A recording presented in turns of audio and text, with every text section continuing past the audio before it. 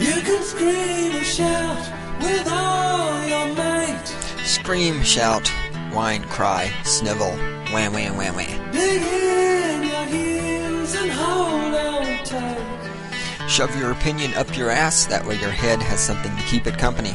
Either you are wrong or I am right. Don't forget, the ever-present, the most likely, the third possibility. You know it's true. You are wrong, and I am right. Welcome to another edition of Stating the Obvious, brought to you by the Cynical Libertarian Society. I am your host, Skippy. It is still the 19th of February, and the lovely and adorable Randy is still hanging out in the patrol room. We're back for another round. Website address 204 East South. Launch the cruise missile! Launch the cruise missile! And there we go. Blowing up the foolish ideas and notions of the idiots who oppose me and shattering their glass houses. I hate when we get this glass everywhere. Look, Randy, there's some survivors. They're running away from the wreckage. Shoot them like they're fugitives from the Waco compound and we're the ATF. Mow them down. It's okay to kill them because they are religious wackos. Alright, the website address for the Cynical Libertarian Society is still 204eastsouth.com/CLS. The email address to contact us here is still God, and it's still dog spelled backwards, God@204eastsouth.com. I'm still right. I'm still always right. I'm still never wrong. Some things do not change. Such as liberal stupidity. God, I love making fun of liberals. I could just do this for hours. Oh wait, I do this for hours. Had a couple of episodes of South Park there in the hiatus between this episode. This is the 50th episode of Stating the Obvious. Between episodes 49 and 50 there, we did a little South Park break. Watched Cartman in his amusement park. He was very humorous. College or Bust, who wrote this article? That's interesting. Normally when people... Oh, Michael Dioanna. I assume he must be a non-Caucasian with a name like that, because that way we have a diversity. Michael Dioanna writes a column here in the now out-of-print Rocky Mountain Bullhorn. Well, we'll get to that in a little bit, about the media. He wrote this article about... Hold on. Alright, I've got to turn this off. This is distracting. Yeah, that's got to go. Put on... Ow. Put on some background music for me, will you? Thank you. He writes this article, the byline here, Big League universities are striving towards racial diversity, but what about economic diversity? Michael Dioanna, whatever his name is, investigates why low-income kids in Colorado aren't getting into choice colleges.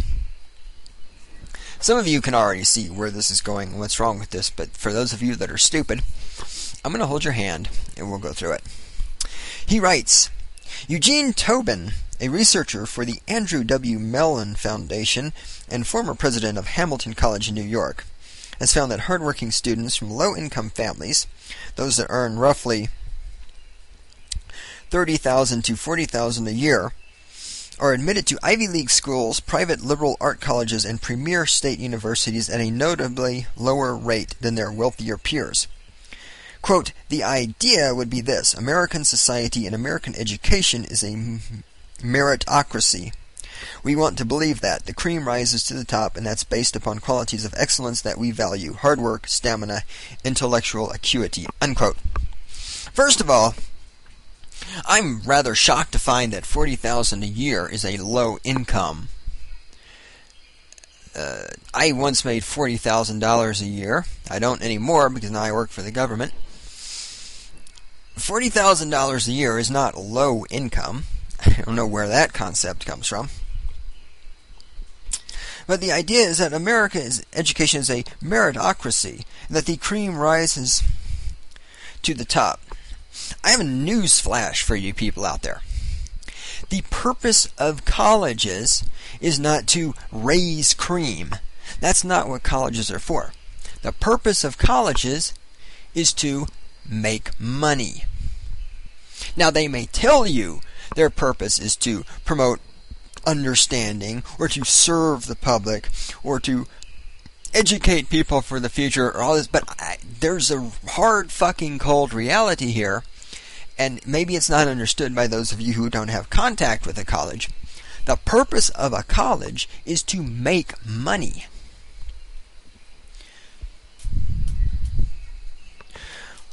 Continue reading. Moreover, policies meant to increase the number of students of color at selective universities haven't helped improve the representation of low-income students.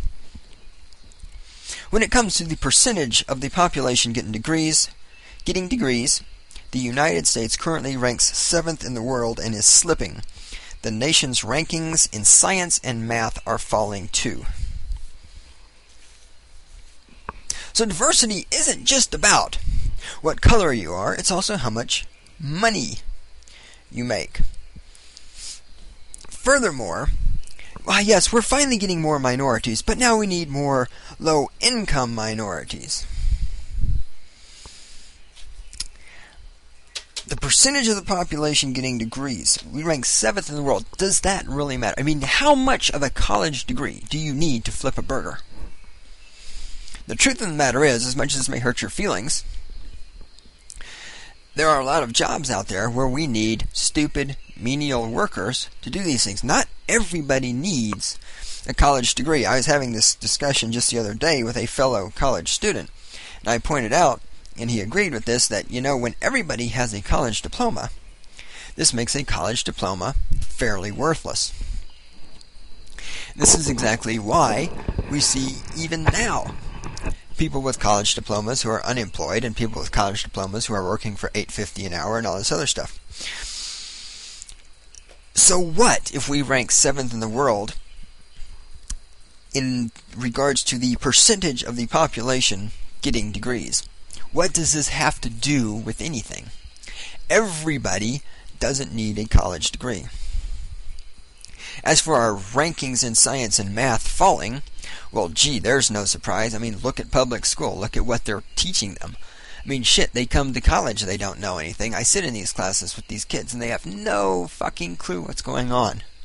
12 years of public education, and they don't understand the basic concepts of science, or mathematics, or, hell, even grammar.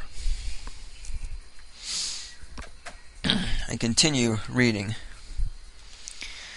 He's blah blah blahing about some idiot named Tupa who's talking about vouchers, blah blah blah. Here we go. The sticking point for Tupa is that vouchers can be used only over 145 credit hours, equivalent to a 4.5-year time frame for a full-time student. After that, the students either must find money elsewhere or show extreme hardship. Quote, if you don't graduate in that time frame, you're going to be in trouble, Tupa says. Quote, what if you want to switch your major? What if you want a double major?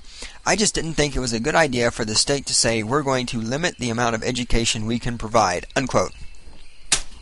So what he's saying is the state should provide vouchers for low-income people for unlimited education. We should just have the state should not be allowed to limit the amount of education it provides.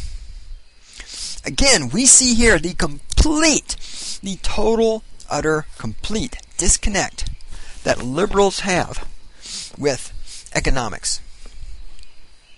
Just free education, unlimited education. We should provide vouchers so that you can have unlimited education. You shouldn't have to decide on a major and stick with it. You should be allowed to change as many times as you want. What if you want a double major, or a triple major, or a quadruple major? We should pay for all of that. Why? Because money just falls from the sky and education is free. This is just like these people who think that when the government takes control of healthcare, healthcare is going to become free. Because healthcare will just fall from the sky because it's free. This is just like these people who wrote in that stupid... What is it? I've got the book around here somewhere, but I'm not going to pull it off the shelf. The stupid... United Nations International like Bill of Rights or some shit. Anyhow, the point is the United Nations passed some stupid document that says everybody in the world, all children around the world, have a right to free education. And I look at this and I question this and I say, how the fuck do you get free education? To get the education, you have to have a building. The building has to have sewage and running water and electricity. And the school has to have employees. And the school has to have supplies like books and papers and pencils. And how does all of this shit happen for free? You can't just stand around and say shit like, well, we should give unlimited education vouchers to poor people in order to diversify and equalize society. And it should all be free. It can't fucking be free. You can't just give people unlimited shit for free. Do you fucking people have any clue? And this is exactly why publications like the Rocky Mountain Bullhorn go out of business and stop publishing, because they're run by liberals who don't fucking understand economics. If this shit really worked, we could just give everybody everything for free. There'd be no need for money.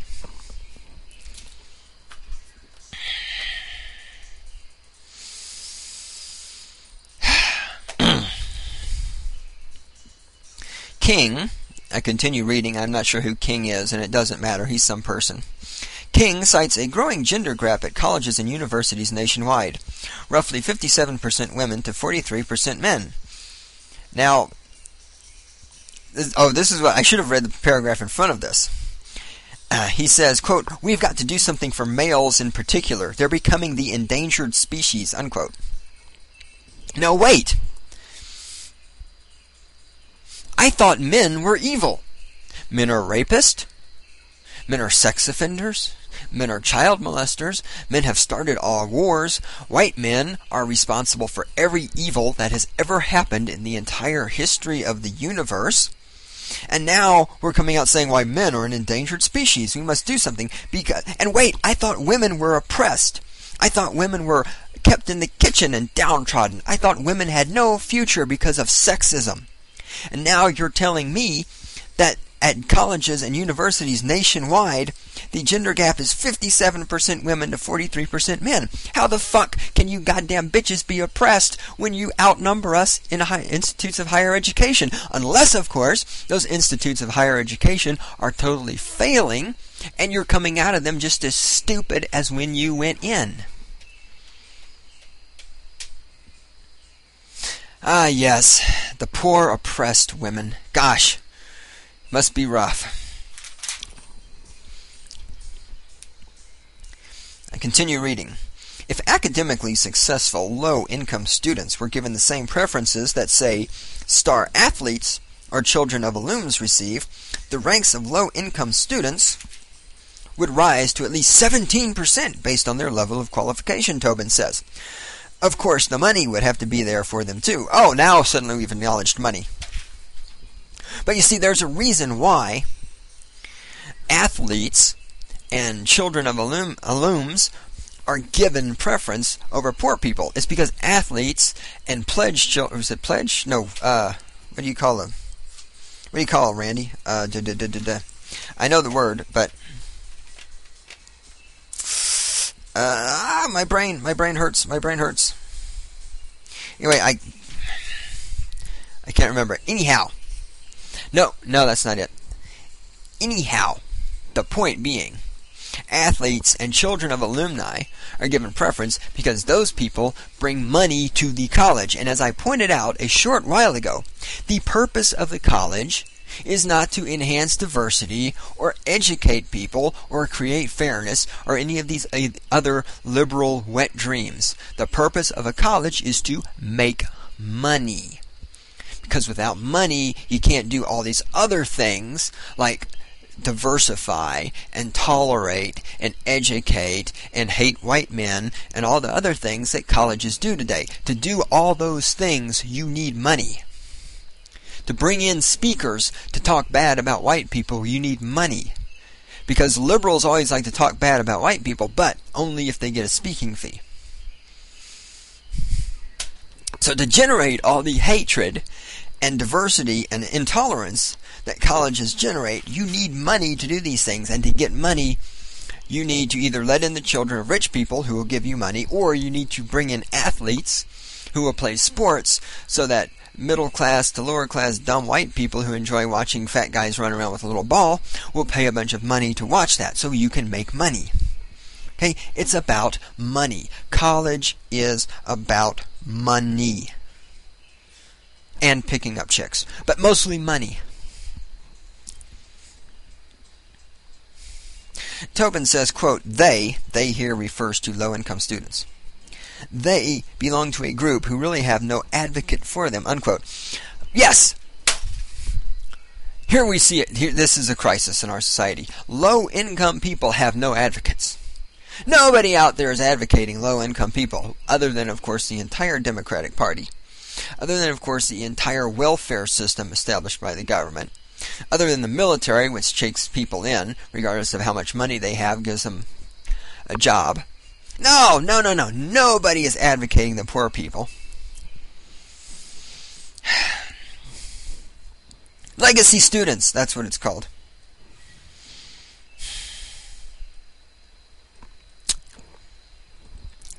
Universities offer, I read again, universities offer preferences to legacy students because it can be lucrative, Tobin notes. Alums sometimes give generous donations to their schools if their children are accepted.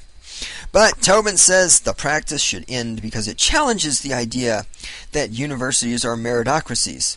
Low-income students, he says, should be granted the same kinds of considerations as students of color in order to create more equality in the nation's most selective schools. First of all, it should end because it challenges I just said they're not meritocracies.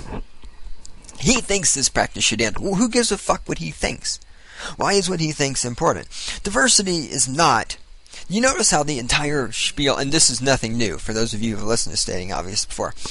Do you notice diversity never has anything to do with a difference in thoughts or opinions or philosophies or beliefs or anything like that? You notice how diversity is always tied to things like skin color or income level. Why, we must have more poor people. Well, yes, because gosh, if we just had more poor people, the world would be a wonderful place.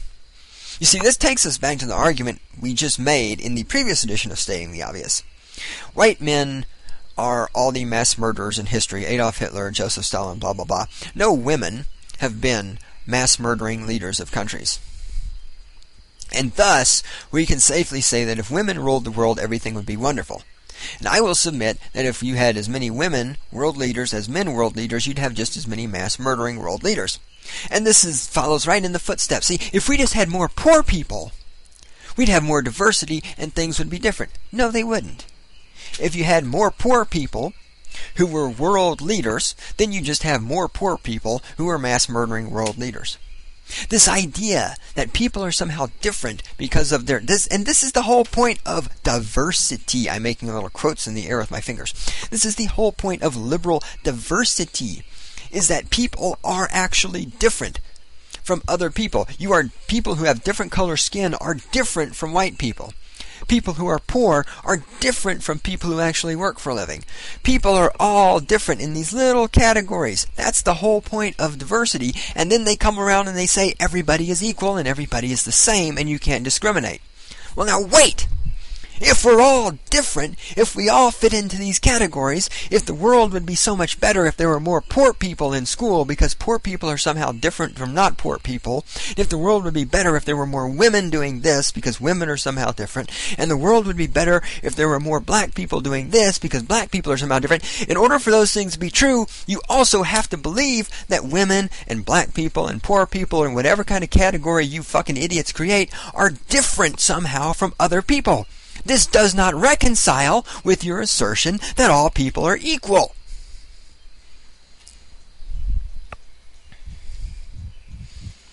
All this is sitting here going, we need more poor people in college because it's going to create diversity and make things better, is you're simply judging people based on the income level, not even of their own income level, but the income level of their parents. God, I fucking hate diversity. It's just nonsensical bullshit. You fucking fucking idiots break people into categories based on situations that they most of the time can't control, what color they are, what gender they are, how much money their parents have. Then you try to say, well, the world would be different if there are more people from this category. And then you say everybody's equal.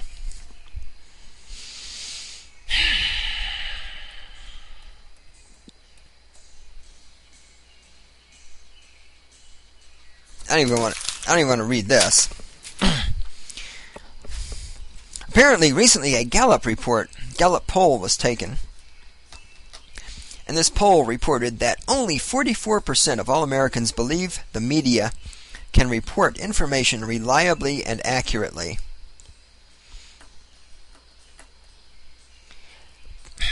Personally, I'm rather surprised that it's only 44% of the population that is that stupid. What is this? Oh, God. Oh, God. What is this? Oh, wait, here's something about California. This has got to be funny. I don't even know what this is. I'm going to read it. It just says California. Coco, the talking ape, is now the subject of a lawsuit filed by 3 women who worked for the Gorilla Foundation in the Bay Area. All 3 say the 33-year-old lowland gorilla communicated by sign language that she wanted them to partially disrobe. For those of you who think you might have misunderstood that sentence, let me rephrase it. The 33-year-old female gorilla. Now remember, women are pure and virtuous. Women never rape. Women never start wars. Women are never engaged in sexual misconduct or molestation or anything like that. Women are pure of body and mind and spirit, pure like the wind-driven snow. And if only women ruled the world, we would have peace. And gorillas, of course, are much closer to nature than we are. Why? Gorillas are the gentle giants of nature. And gorillas are just so much more wonderful and in touch than we humans are. And why? Gorillas are our ancestors, and as such we should respect their wisdom. The 33-year-old female gorilla communicated with these 3 human women via sign language that she, the female gorilla, Coco, wanted the human women to take their clothes off. I continue reading. 2 women refused to take off their shirts, although one reluctantly complied with Coco's request, which were relayed by a female trainer. Now all are suing the nonprofit foundation for sexual harassment, invasion of privacy, and labor code violations, among other claims. Coco is best known for learning some 1,000 words of American Sign Language. So here we are. We've taught the enlightened gorilla how to use sign language, and what does it want to do? It wants to see naked women.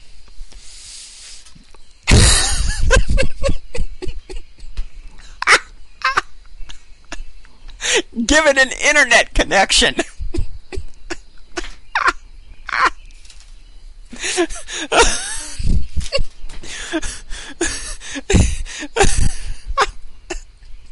They're right.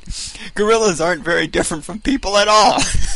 If you give me the choice, I want to see naked women also.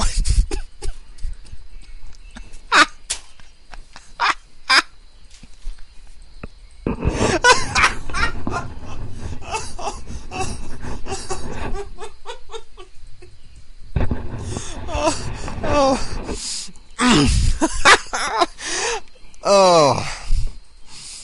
Where's PETA? What's the PETA position on this? I mean, if Coco wants to see naked women, shouldn't Coco be allowed to see naked women? Isn't this animal abuse by denying Coco's need to see naked women? I'm serious. What is the PETA? Wait, where I put that? I'm going to write PETA and ask them what the fuck their response is on that. That's great. I'll post that. Oh, this is great. This is a quote from Traditional Values Coalition. Oh, God. That's scary right there. Traditional Values Coalition Chairman Louis Sheldon. He's talking about a San Francisco Superior Court judge's ruling that the state's ban on gay marriage is unconstitutional. This is what he said, quote, Marriage is a social institution which is the bedrock of society, and the judicial system should never dictate social policies. This should be left to the state legislatures and the U.S. Congress." Unquote. Yes, we can't have those judges dictating social policies, can we? Now, Congress, that's okay. We can have Congress do whatever the fuck they want. They can dictate social policies day and night. But, boy, we can't have the judicial system doing it. It's okay for Congress to abuse their power as long as they're abusing their power in a way that suits the Republican right. But, by God, when those judges step up and they actually think they can make a pronouncement on something, well, fuck them.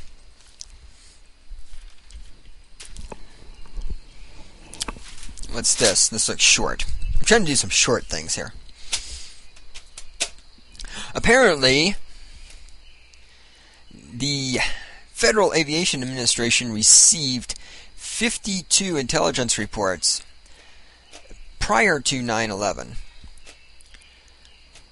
stating that Al-Qaeda might be attempting to hijack airplanes. I see the government did an excellent job of protecting us.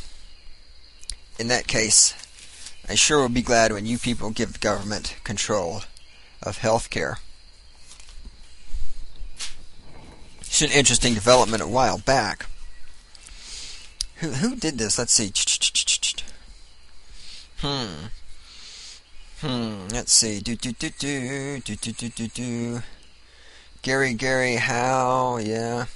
Anyhow, in Howe, Michigan, they had an auction where a bunch of Ku Klux Klan paraphernalia were auctioned off. Ku Klux Klan robes sold for $1,425. A KKK knife sold for $400.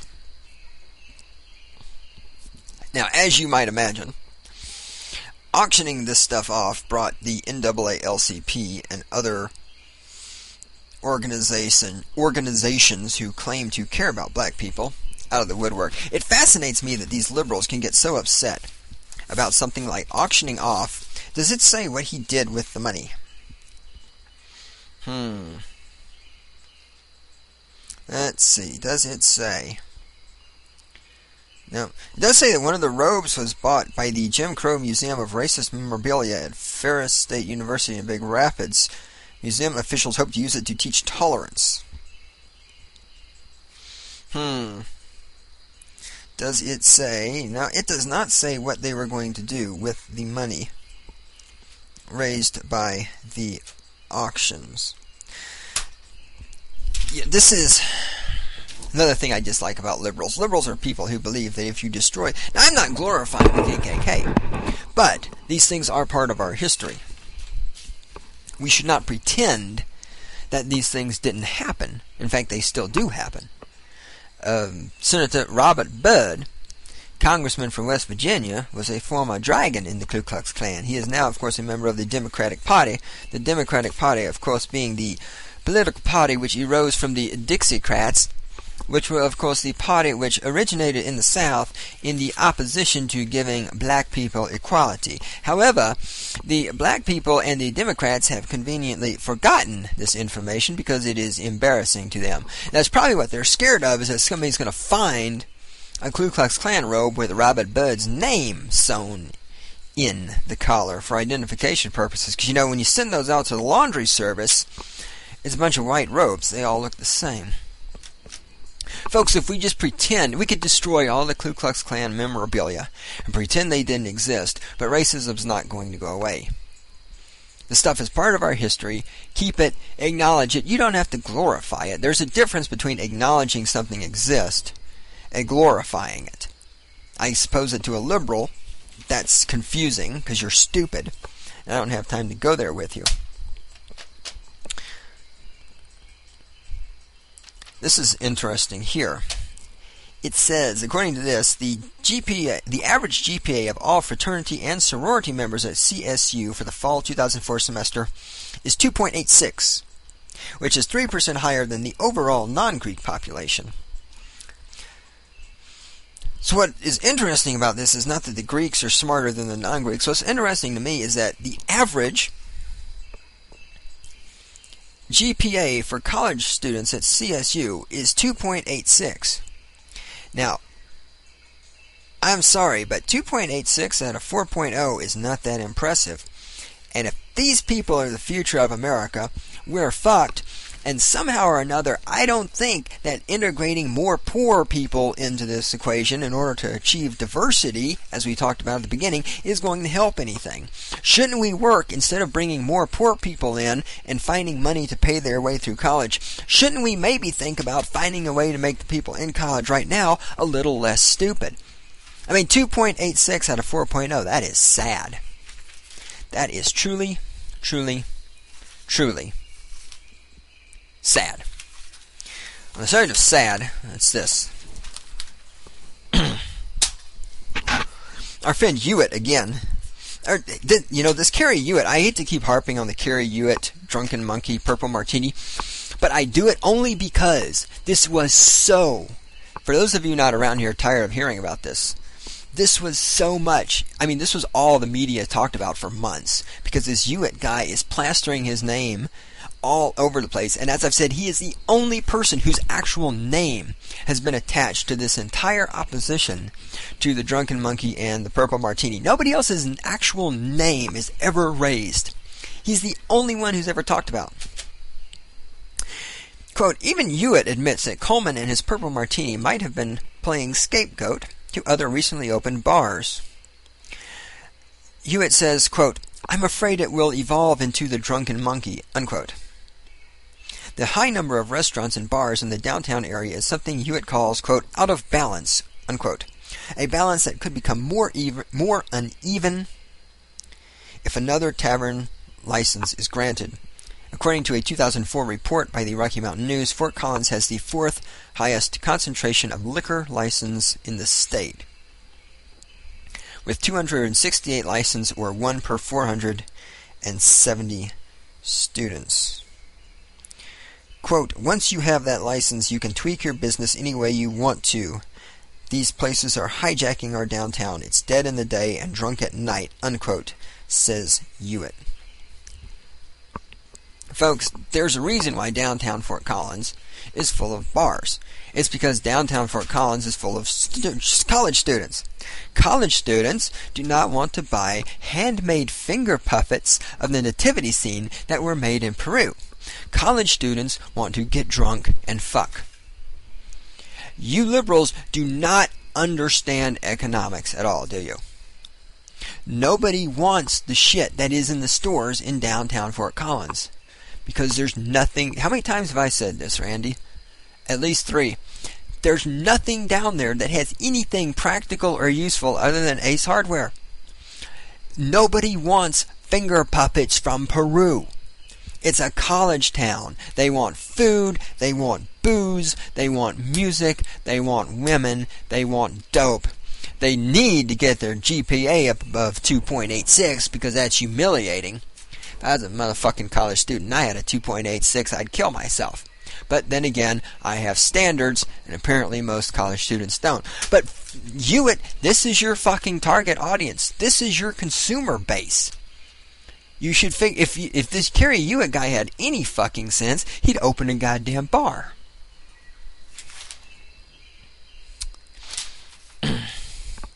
This is an article about life in the former Soviet Union.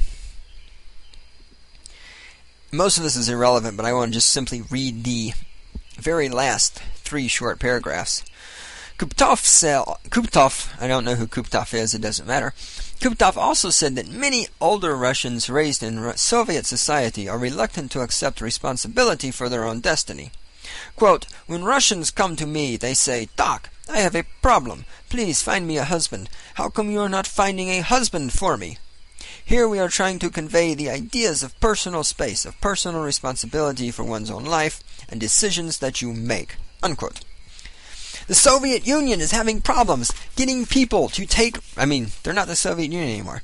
The former Soviet Union, now known as Russia, is having a problem with the older generation of people cannot take control, cannot take personal responsibility for their life and their own decisions.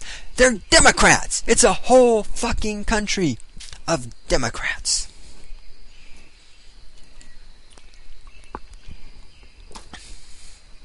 That was me taking a drink of water. I know some of you panicked for a minute. You said, oh my God, he's gone. He's not there anymore. What am I going to do? No. I'm still here, fortunately for you.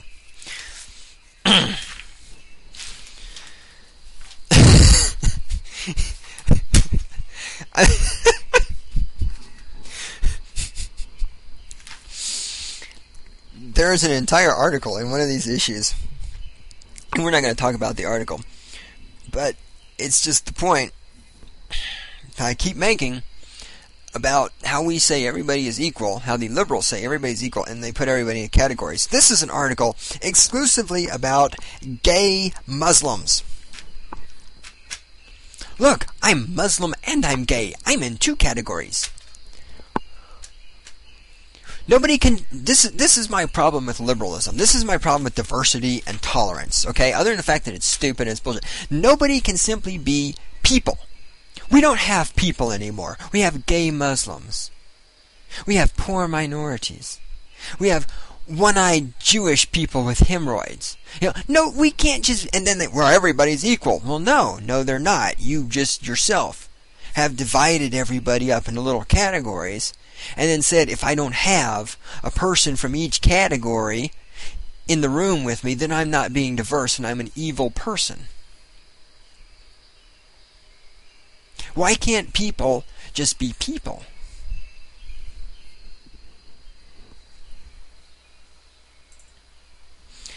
Because, of course, if people were just people, and they actually were all equal, then liberals would be out of business. Alright, this is priceless. I'm just going to read this. I talked in, was it last edition, or maybe the previous edition, of the Promenade Shops at Centura, which opened up near Loveland. This is what we're going to talk about. This is priceless. The president of the International Council of Shopping Centers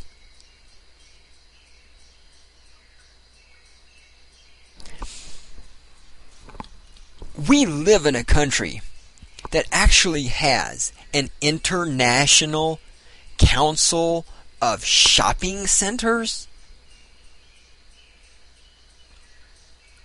What the fuck?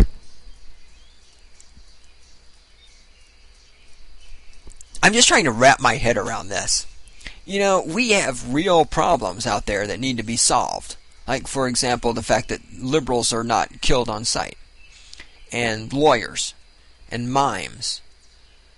And the fact that college students, with all the cushy benefits they get, still can only pull off a GPA of 2.86. And these little fucking tattooed, pierced freaks are the future of America. We have real problems out there that people could be working on solving. And there are actually people who have formed an international council of shopping centers. Sure is nice to know that there are people in this country with so much free time. Anyhow, let me read this. The president of the International Council of Shopping Centers made a diplomatic appearance in Loveland today to help christen the Promenade Shops at Centura. Quote, "You are so lucky," President Michael Truval was quoted in the Coloradoan as saying. Quote, "I wish we had this in New York, or at least in New Jersey, or somewhere." Unquote. And Loveland city manager got choked up during a speech in which he thanked the staff for all their time. Dubbed a lifestyle center, the glorified mall also offers an ice skating rink. People, it's a goddamn shopping mall. It's a place where you park your fucking car, you walk into a store, and you buy a fucking shirt that was made by some sweatshop labor in China. It's a goddamn shopping mall. What kind of fucking losers are you people? It's a goddamn shopping mall. I love capitalism. I love profit. But god damn it, it's a fucking shopping mall. Can we please get over it? It's just a goddamn shopping mall.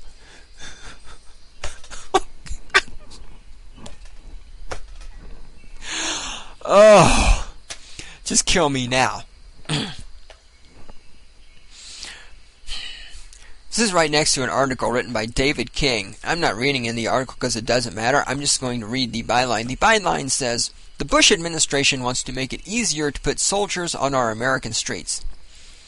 I'm not going to argue with that. I'm not going to debate that. You know what? Great. The Bush administration is making it easier to put soldiers on American streets. And you know, all I got to say about this is, gosh, isn't it a good thing the liberals are working so hard to take away our guns? Because with the federal government getting ready to put armed soldiers on the streets to limit our freedom even more than it's already limited, sure is a good thing those liberal Democrats are out there making sure they push as much gun control through as possible. Because golly, man, we can't have them private citizens owning guns. And guns need to be controlled by the government. The government, which is controlled by George Bush, who is spying on the citizens of the United States with the NSA, and who's going to put American troops out there on the streets. So once the government has control of the guns, and once the government can eavesdrop on you anytime it wants, and once the government has those military patrols out there all over the place, and then we give the government control of healthcare, then everything will be wonderful. That is the fucking liberal wet dream in a nutshell. Because after all, once the government has control of the guns, and your privacy, and the health care, one thing you'll never have to worry about losing is your right to an abortion. We did a play a while back at Bobley Theater. We did The Scarlet Letter, the adaptation of the novel, and it was but I find it interesting. I read this review here by Ryan Sebit. He writes, or she writes, I'm assuming Ryan could be either one. I'm going to assume this Ryan is a male Ryan. What? Yeah? No. I've known girls named Ryan. Yes, I have. Well, your name's Randy. Hello.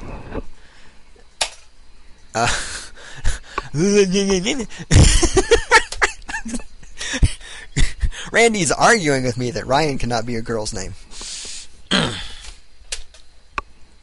Ryan writes, "In times when America is overrun by conservative politics, the art world runs to the defense of liberty by producing..."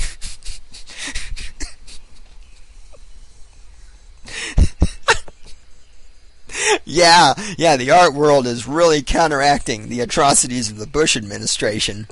I tell you what, man. You fucking liberals live in this goddamn fantasy world.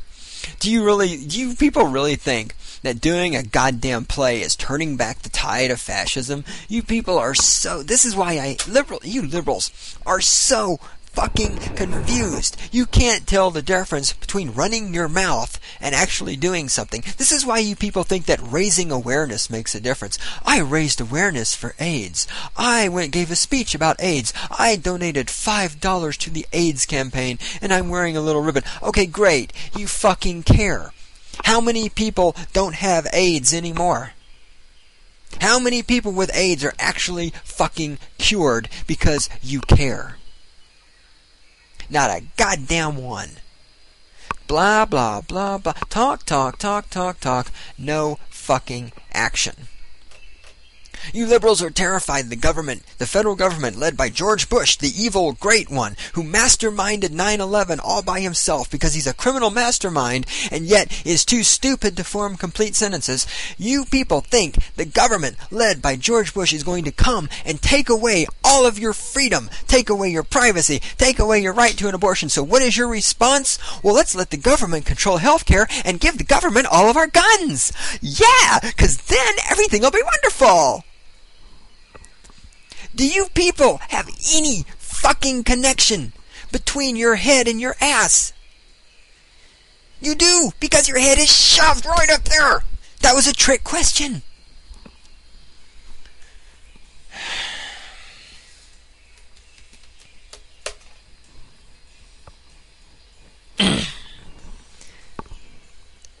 Where was I? Oh, yeah. All right, let me read this review. Ryan writes, "In times when America is overrun by conservative politics, the art world runs to the defense of liberty by producing angry, stimulating work that challenges the status quo."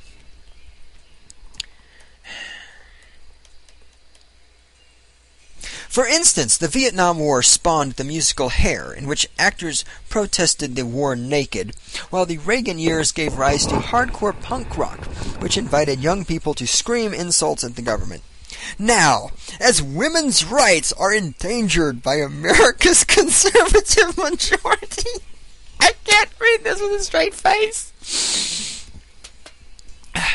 Bass Blue Theatre has produced a stage adaptation of The Scarlet Letter. And it goes on and on, talks about the play, blah, blah, blah. And it comes to the end and says, anyone concerned with women's rights can use some catharsis right now. The Scarlet Letter shows us America's flawed past and gives us hope that our society has grown wiser through the last 4 centuries. Now, I'm not sure which women's rights are supposed to be endangered, because I'm not sure which women's rights are supposed to be portrayed in this play. I sat through the play numerous times.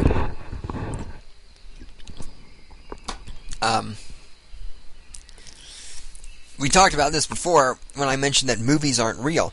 Folks, theater isn't real either. You see, those people are actors. These things didn't really happen. It's made up.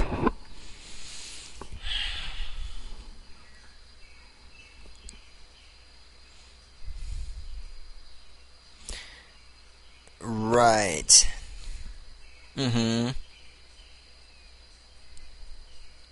Right. Oh, this is sweet. This is a quote from Claudia Shaw, a resident of hurricane-battered Florida who spent hours in line waiting for gasoline. This is what she says, quote, "This is like a third world. We live in a state where we suffer from these storms every year. Where is the planning?" Unquote. Now wait. If I lived in a state that got hit by a hurricane every year, maybe I would do some planning. Claudia, where is the planning? What, you have to have the government do it for you? Well, of course you do, because you're a fucking Democrat. Where's the planning? If I lived in a state where a hurricane hit me every year, I'd fucking move. Oh, that. Oh, the pain. The pain. How are we on time, Randy? 48? Now I'm debating how much more I can take at this particular moment. What's this? I definitely can't do that right now. What's this? Oh, yeah. Yeah, don't want to do that right now. Here's a... Oh, let me talk about that. That's a good point.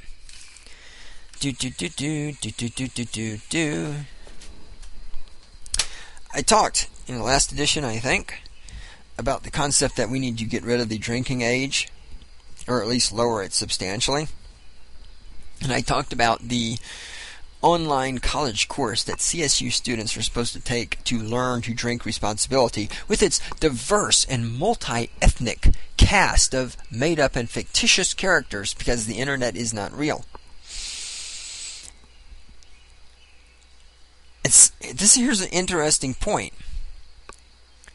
It's illegal for 18-year-old kids to drink alcohol, but apparently teaching 18-year-old kids how to drink alcohol in moderation is okay. Now, I've made this point before, and I've made this point before with abortion, because the feminazis say that you can't tell young girls, like 14-year-old girls, they can't get abortions without their parents' permission, because it's their right to get an abortion. And I have long pointed out that, okay, so if we're going to give 14-year-old girls the right to get an abortion without telling their parents, don't we have to acknowledge that for them to get an abortion, they have to get pregnant? For them to get pregnant, they have to have sex. Therefore, we can't run around telling 14-year-old girls not to have sex, and not to have unprotected sex, and not to have sex without birth control, because unless they have sex without birth control, how the fuck are they going to get pregnant, and how the hell are they going to exercise this so-called constitutional right they have to get an abortion? So in order to fulfill the feminazi wet dream of 14-year-old girls getting abortions without their parents knowing about it, the 14-year-old girls have to get knocked up.